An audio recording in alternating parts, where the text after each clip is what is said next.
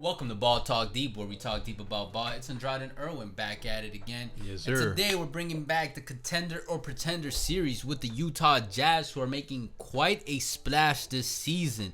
Donovan and Rudy Gobert and Mike Conley decided to just show up in 2021. Let me tell you this, man. They shut down the league for the wrong reasons last year, but now they're shutting down they're lighting up they're lighting up the league for the right reasons now. That's a good fucking analogy. But hey, man, whether you're a fan of analogies, Utah Jazz or the NBA or in general, or whatever, man, or you just happen to pass by this channel, man, help a small channel like us out, man. Hit the like, hit the comment, and most importantly, hit the subscribe. Like Andrade likes to bring it up all the time. Like 90% of y'all are non-subscribers. Yeah, for real. I'm like, man, what's holding you back, We're man? just trying to get it down to like 70% of viewers being non-subscribers. We're cool with that for now. I'm like, look, if you're gonna watch us anyways, man, why don't you make your lives a whole hell of a lot easier? And if you hit that button, bam, we show up right there. Every day, Monday to Friday, so you'll always find something to watch. And if you don't like one topic, guess what? The next day there's another one, and the next day after that, another one. So eventually you'll stumble on something. And yeah, we're legit trying to build a community of basketball fans too. It's not just these two guys just talking and you guys just listen. Like, we're actually trying to engage with everyone, and yeah, that's why we got our instant Twitter like popping. Like, people Yes, just sir. fuck with us. Of course, man. But the Utah Jazz, man, they have been killing it, man. In the tough Western Conference right now, they're second.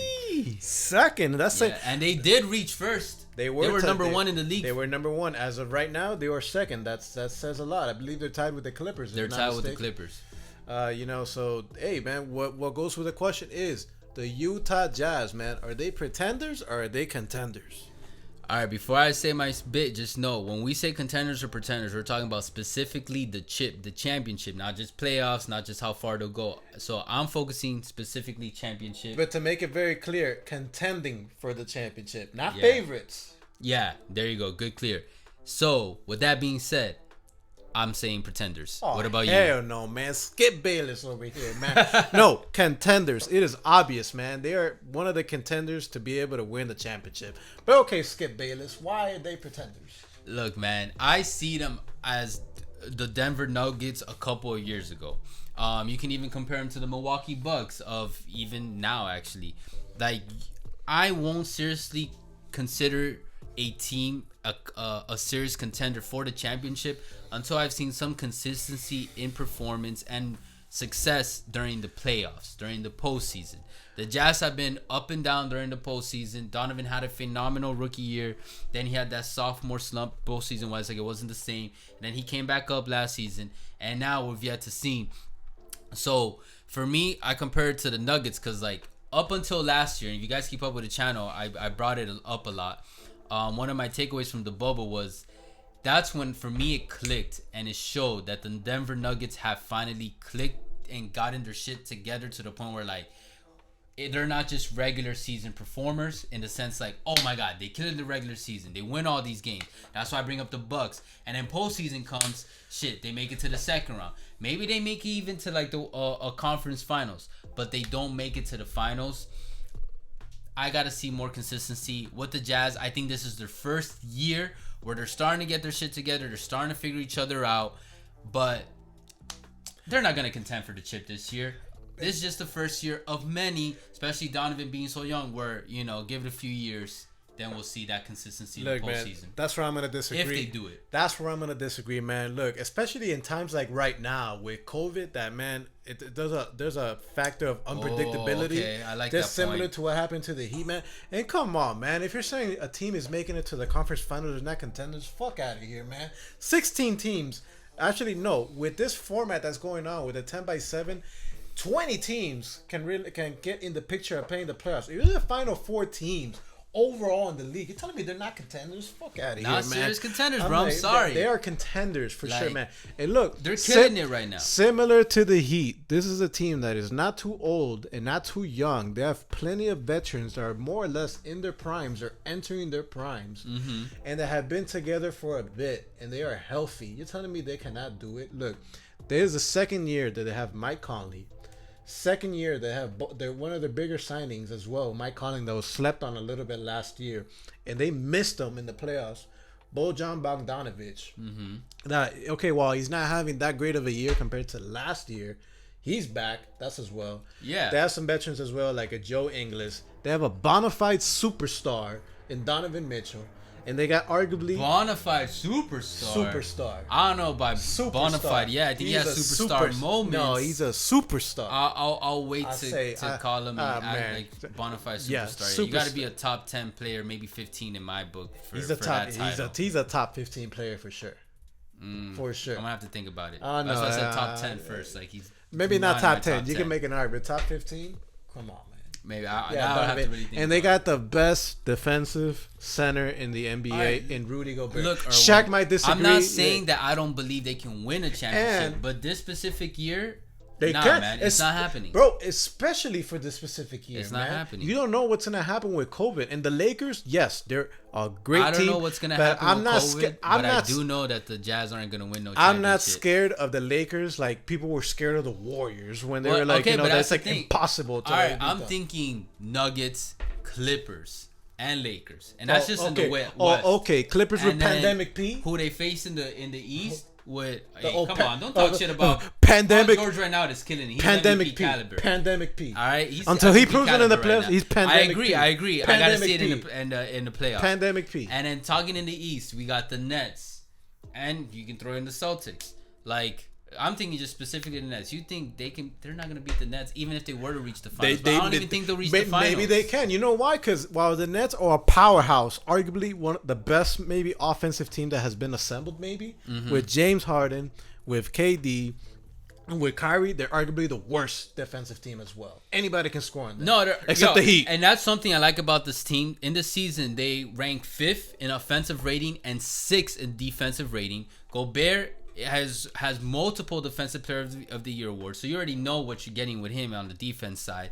And Mitchell is a dog. Like he'll play defense in the playoffs, even though he's a little short. And they got Jordan Clarkson, arguably one of the best players that come off the bench. Yeah, and they got Mike Conley, who right now is the steal leader on the team at 1.5. And Conley plays Serious D. Like again, in the postseason, everything slows down, and Gobert's averaging 2.7 blocks. Like okay, they're a good team. Right now, though, these stats are based off regular season performances. How much hoopla did the Bucks get in the past, not just year, but 2 years, with all these historical Giannis with his PER and the averages they had as a team on the offensive and defensive side. And then they fucking lost to the Heat. And even the year before, they didn't even make it to the Eastern Conference. No, did they? Yeah, but the difference is they didn't make it to the finals. The difference is Giannis, you could shut him down as of right now. He hasn't proved it. Shutting him down by packing the paint. You think packing you don't think you can shut down Donovan Mitchell? Oh, tell that to the Nuggets last year. Oh, they didn't stop him. They didn't stop him. The thing is, they did not stop him. They won. Yeah, they won. That's cute. It took them 7 games. And now Jamal Murray has hit a new level, so I would like to see that Mitchell Murray matchup now, especially this. All I'm saying is, and for the BTD community, if you see you think Gobert's gonna stop Jokic? The Joker? It's gonna be Davis on the Lakers? He could slow him down. Slow him down, yes. Slow him down. Nobody's gonna shut down those guys. Come on. Yeah, and Jokic's playing like an MVP right now, so he's hitting another level. That might be another topic for the future. So you see what I mean? Like who? Come on, okay, Erwin, but just no, be honest with the viewers. Be honest with the Utah Jazz fans. I am being honest. Really think they're gonna... I am being honest, and I made it very clear in the beginning of the video. These are contenders to win the championship, not favorites. They're not favorites. They are contenders. I said contending is at high standard level. And this is the level. Okay, are you legitimate contenders? There's a bunch of people. Andrade. And when we did our profile series, are you telling me, no bullshit, no cap, no leeway. Are you telling me that if the Jazz are playing the very best, and let's say they catch the Nuggets or they catch the Lakers not playing so well, they don't have a chance to beat them in a series? Okay, Erwin, you obviously I'm gonna say a chance. Yes, they have a chance. A legitimate chance. I'm not saying like 5% chance. I'm saying a legitimate chance. You said against who? The Nuggets and the who? And the Lakers. If they catch the Lakers, they're not hitting the stride. Well, here's the beautiful thing about the NBA, and we've brought this up before. It's hard to say a win is a fluke. We were talking about this with the Heat Finals appearance, because you have to play at least 4 games. You have to win 4 times, and you can push it up to 7 games. So it's a balancing act. It isn't just a lucky win here or lucky win there. And if they're having a slump, then guess what? That means that Lakers or Nuggets team is gonna pick it back up, and that's what champions do. And I think those two teams actually have. Obviously, the Lakers we know have championship pedigree. Yeah. And then the Nuggets, I'm telling you, man, they hit a new level where right now I believe in them in the postseason. Before last year, it was wishy-washy on how high I would put their true championship contendership at, because it was like, there's always like these waves, a little bit of inconsistency in their performance or a couple players' performances in the postseason. That's what I feel about this Jazz. What I foresee happening with this Jazz team is this year they make a good run in the playoffs, either second round or maybe a Western Conference Finals appearance. I'm telling you, it's not like I'm counting them out. Maybe a Western Conference Finals appearance. My bet is second round exit, but this is the playoffs that we get to see. They get to get another one under the belt, especially together, everyone popping off on all cylinders. And then the following year, next season, 2022, that's when we'll see like, okay, now depending on how they did this postseason, the upcoming postseason, now we'll get to see. Yeah, I'm thinking like future. That's how I foresee everything playing out. Boy, man. And then next year, maybe I can have them as actual contenders. But this year, Andrade saying pretenders, Erwin saying contenders, which I think he's being a little nice with it though. Nah, man, come on, man. But hey, we'll see what happens. That's the beauty of the NBA season.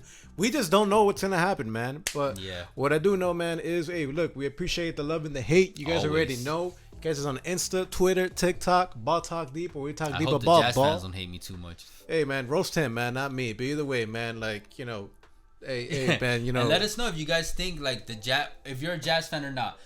And if you're a Jazz fan, honestly, like I'm looking y'all in the eye, like be honest. Do you guys really legitimately think they're championship contenders this season, this specific season, or do you guys still think over the years or whatever? And also other fans. So let us know and drop in the comments who else you guys think we should do a contender pretender on, because there's a couple of teams showing some nice surprises this season. They are, man. It's about especially time. As the season is going underway. Yeah, it's about time. But hey, man, we'll catch you guys soon. But for now, later. Take care.